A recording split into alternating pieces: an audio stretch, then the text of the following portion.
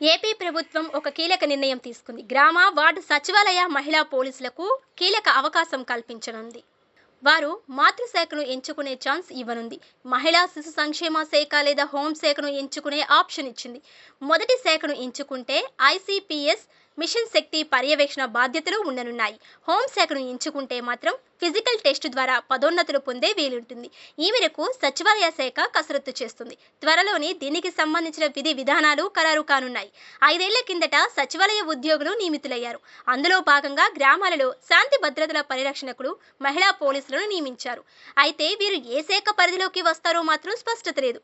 ఎట్టకేలకు దీనిపై క్లారిటీ ఇస్తూ కూటమి ప్రభుత్వం ఒక నిర్ణయానికి వచ్చినట్లు తెలుస్తుంది. ప్రస్తుతం సచివాలయ మహిళా పోలీసులు ఏ శాఖ పరిధిలో పనిచేస్తున్నారో తెలియడం లేదు. అందుకే దీనిపై కూటమి ప్రభుత్వం దృష్టి పెట్టింది. మహిళా శిశు సంక్షేమ శాఖ లేదా హోంశాఖలో ఏదో ఒకదాన్ని ఎంచుకునే అవకాశం కల్పించాలని భావిస్తుంది. ఒకవేళ మహిళా శిశు సంక్షేమ శాఖను ఎంచుకుంటే ఐసీపీఎస్ మిషన్ శక్తి పర్యవేక్షణ బాధ్యతలు వారికి అప్పగిస్తారు. హోంశాఖను ఎంచుకుంటే మాత్రం వీరిని పోలీస్ సిబ్బందిగా పరిగణిస్తారు. ఫిజికల్ టెస్ట్ ద్వారా పదోన్నతులు పొందే అవకాశం కల్పిస్తారు. దీనిపై గ్రామ, వార్డు సచివాలయాల శాఖ కసరత్తు చేస్తుంది. రాష్ట్ర వ్యాప్తంగా 13,912 మంది మహిళా పోలీసులు పనిచేస్తున్నారు. వీరికి మాతృశాఖ కేటాయింపుపై కూటమి ప్రభుత్వం అన్ని రకాల చర్యలు తీసుకుంటుంది.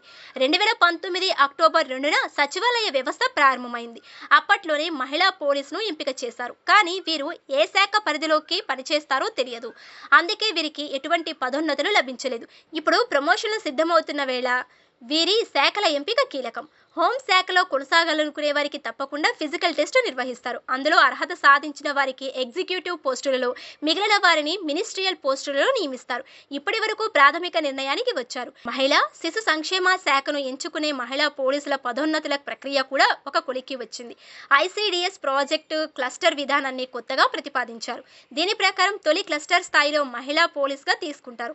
ఆ తర్వాత మండల స్థాయిలో, ఆపై డివిజనల్ స్థాయిలో పదోన్నతులు ఉంటాయి. హోంశాఖలో మహిళా పోలీసుకు చేరితే వారికి పోలీసులుగా పరిగణిస్తారు.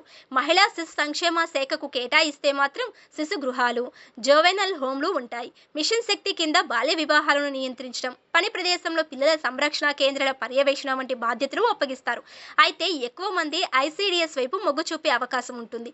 మహిళా శిశు సంక్షేమ శాఖ అయితే సేఫ్ జోన్ అని ఎక్కువ మంది భావిస్తున్నారు. అయితే ఈ 13,000 మందికి పైగా మహిళా ఉద్యోగులు ఏ శాఖ వైపు మొగ్గు చూపుతారు అనేది ఆసక్తికరంగా మారింది.